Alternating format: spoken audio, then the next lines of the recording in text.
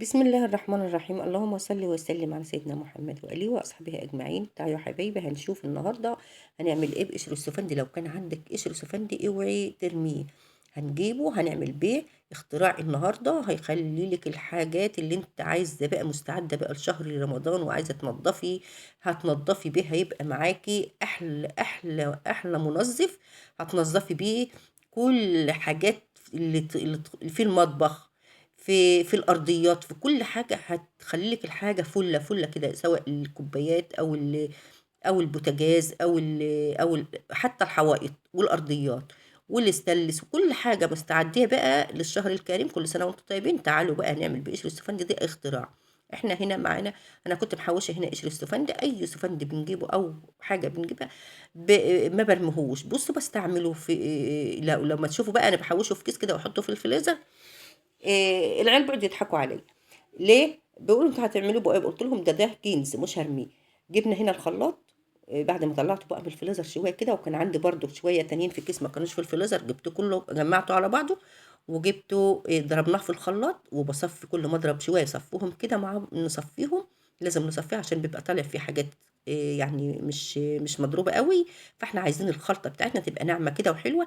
وكمان التفل اللي هو بيطلع ده مش هارميه، إحنا دي اللي إحنا صفّيناه ده في طبق، صفّيته في طبق أهوّة، واللي طلع برضه بُصّوا التفل اللي طلع ده مش بارميه يا حبايبي، باسيبه كده في برطمان، نحط عليه بس معلقة ملح يعني كده، وقلّبي فيه معلقة ملح وعبّيه بقى في برطمان وسيبيه عندِك في باب التلاجة، غطّي البرطمان حلو، وكل ما تجيبي تغطّي البرطمان وسيبيه، كل ما تيجي بقى تنضّفي بيه طيور، دي بخلّي الطيور ما فيش فيها ريحة أي زفارة، وبزيل ريحة الزفارة، وبخلّي الطيور سواء فراخ سواء بَط سواء حمام أي حاجة، باخلّي لِك الطيور اللي بعد يعني باخلّي ريحتها زي الفل، ولا فيها ريحة زفرة ولا فيها ريحة حاجة.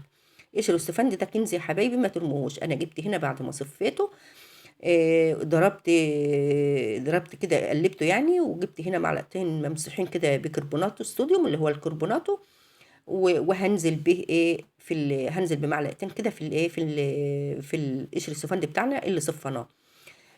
وكمان هنا هاجيب حوالي كوباية إلا ربع كده آآ اللي هو سائل المواعين، أي سائل مواعين عندِك، أي سائل مواعين عندِك هتجيبي كده نُص كوباية، كوباية إلا ربع بقى تضيفيها وهتقلّبي الكربونات وقشر السفندي اللي مضروب بقى في الخلاط وصفّيناه كده، ريحته جميلة. وجبت كمان هنا كوباية سائل المواعين وقلّبت كلّه كده مع بعض، الخلطة الجبارة الجميلة اللي هتخلّي لِك حاجتِك فُلّة، فُلّة كده أحسن من أي حاجة منظفات بتشتريها. ده سحر يا بنات، سحر قشر السفندي ده سحر. وكمان بنستفاد باللي بيطلع من التصفية ده اللي هو التفل ده ما بارميهوش، شيليه عندِك في التلاجة، نضّفي بيه الطيور بتاعتِك بيخلّيها فُلّة، فُلّة وجميلة. وكمان هنا هنبدأ بقى شوفوا البوتاجاز، أنا متعمدة يا حبايبي أسيب البوتاجاز كده، يعني أنا بانضّفه على طول، على طول، بس أنا قُلت لأ أنا هاسيبه علشان الخلطة اللي أنا هاعملها دي هاصورها بقى مع حبايبي وهيشوفوا هيعمل إيه في البوتاجاز. جِبت هنا الخ ال ال ال اللي هو الخلطة بتاعتنا، حطيتها كده على البوتاجاز وسِبتها حوالي نُص ساعة. بقى شوفي وراكِ إيه، يعني بُصّي حطيه كده وشوفي بقى وراكِ إيه، إن كنتِ هتعملي أي مصلحة تانية شوفي وراكِ إيه وسيبيه شوية، وتيجي بقى بعد نُص ساعة كده أو حاجة تشيليه بكل سهولة، بكل سهولة، ولا محتاج مجهود ولا دعك ولا حاجة. بُصّوا السلكة دي يعني أنا بس كده بامشّيها مش باضغط، أنا بامشّيها كده مش باضغط ولا حاجة، بامشّيها بس كده مش باضغط. هتشوفوا النضافة واللمعان والجمال اللي قشر السفندي عملناه عملنا به إيه. كده البوتاجاز بتاعنا كُلّه بُصّوا عايم كده، الحاجات اللي هي الحروق اللي هي على عيون البوتاجاز دي عايمة يا دوبك كده بس إيه، هتمشّي بيها. بُصّوا أنا جِبت هنا قماشة قماشة يعني صوف كده اللي هي تخينة يعني صوف، وجِبت هتشيل بقى بكل سهولة القماشة دي بس من غير ما تدعكي ومن غير أي حاجة بعد بقى ما تسيبيه بقى نُص ساعة.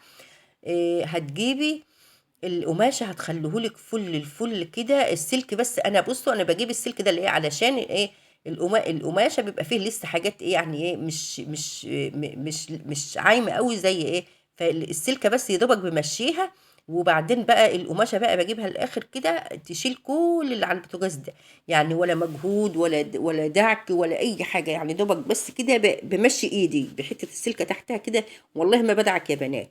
انا بمشيها كده بس عشان ان كان حاجه يعني لسه جامده او كده، لان انا اصلا سبته نص ساعه بس. لو انت بقى عايزاه تسيبيه تحطيه بالليل وتصبحي تعملي بوتاجازك، احسن واحسن. ليه؟ بشال بسرعه وبسهوله بالقماشه بس. لكن انا عملته حوالي نص ساعه، قلت عشان ان شاء الله يعني هنعوز البوتاجاز نعمل عليه غدا او حاجه، فانا ايه بمشي بس. بصوا القماشه شالت كله القشر والسفنج شال كل حاجه ازاي، شال كل حاجه على البوتاجاز، الحروق والدهون وكل حاجه. هتشيلي بقى ايه؟ هتاخدي بقى القماشه دي كل ما تجمعي شويه كده هتشيليهم، وفي الحوض طبعا حاطه مصفى، وهتشطفي القماشه وهكذا تحشي بقى كل اللي على البوتاجاز ده كده بالقماشه. هنشيل بقى. شوفوا بصوا دي، بصوا ده عليها دهون ازاي، هتشوفوها دلوقتي. انا هحطها في حل. كل العيون كل اللي هم الحاجات اللي هي بتاع البوتاجاز، العيون دي هشيلها واحطها في حله بميه ساقعه، مش هحط ميه سخنه ولا اي حاجه. يعني انا بمسح دلوقتي بالميه من الحنفيه عادي، باللي هو اللي ما سخنتش اي حاجه ولا سخنت ميه ولا اي حاجه ولا اي حاجه. انا حطيت بس القشر كده اللي هو السفند مع الحاجات اللي عملناها الخلطه الجميله ديت، وشلت لنا كل حاجه بكل سهوله. ما فيش اي دهون ولا في اي حاجه، كله انشال بكل سهوله يا بنات. والخلطه دي جميله. قشر السفند ده كنز كنز كده وسحر في بيتك. اوعي ترميه، حوشيه واعمليه وسيبيه عندك في اللي عبيه في كيس، في ازازه، في اي حاجه، وسيبيه عندك اشتغلي منه كده. كل ما البوتاجاز او اي حاجه عندك هيغسل لك البوتاجاز ويغسل لك المواعين ويغسل لك الكوبايات، هيخليها فل. بصوا الخلطه ده انا هاخد برضو، انا هعمل الفيديو ده والفيديو الجاي ان شاء الله على الكوبايات والحاجات اللي احنا ايه، والصحون والمعالق والحاجات، عشان استعدادا للشهر الكريم يا حبايبي. كل سنه وانتم طيبين، يا رب يعود عليكم وعلينا الايام بخير. انا جبت هنا العيون جمعتها كده في الحله. حله بقى دي مخصوص للميه، يعني بسخن فيها ميه وحاجات كده. بس انا ما سخنتش ميه خالص للبوتاجاز ولا العيون ده. هسيبها بس نقعها كده في شويه الخلطه اللي احنا حطيناها عليها دي، هسيبها بس شويه وبعدين هدعكها. كمان الرخامه هنا كنت حطيت عليها شويه كده حوالي نص كوبايه وسبتها. وبصوا انا بحط بس الميه كده، بصوا كان عليها دهون، زيت مطرطش، اي حاجه على الرخام، كله انشال بقى، ولا فلاش ولا اي حاجه من اللي بتشتريها من بتوع المنظفات دي احسن واحسن من الحاجات اللي انت بتشتريها 100 مره. وهينضف لك وهيعقم لك وهيخلي لك حاجاتك فل، حتى الجدران، حتى الارضيات. وبصوا الرخامه شكلها كده بزيق تحت ايدي، بتزيق. والحوض جميل، حتى لو كان الحوض مكتوم او اي حاجه والحاجات وغسلت مواعينك بالخلطه دي هتسلك لك الحوض. بصوا انا حبيت بس اعرفكم ان الرخامه تحت ايدي كده بتزيق ليه، حطيت عليها شويه كده وشطفتها بالميه. جميله يا بنات، والله جميله الخلطه دي، جميله. قشر السفند ده اوعي ترميه ولا يعني اي سفند اي حاجه، لميه كده وجمعيه وحطها عندك. خلال الرخامه فل، لو خلال البوتاجاز زي الفل. وكل حاجة بقت نظيفة مسافة. بصوا المطبخ بقى حاجة. وبصوا حطيت الحاجة التانية، هبدأ بقى أحط الحاجة التانية على الرخامة، الخلاط والحاجات دي. والله يا بنات جميل جميل جميل. وما تنسوناش يا حبايب قلبي، لو وصلتوا لعند كده بقى ما تنسوناش في اللايك والاشتراك، وقولوا لي ايه رأيكم في الخلطة الجبارة اللي خلت لنا البوتاجاز فل من غير ما اشترينا حاجة ومن غير ما جبنا اي حاجة من بتاع المنظفات. هما شوية الصابون السائل والشريط السفندي ومعلقة كربونات، وكربوناته طبعا رخيص جدا.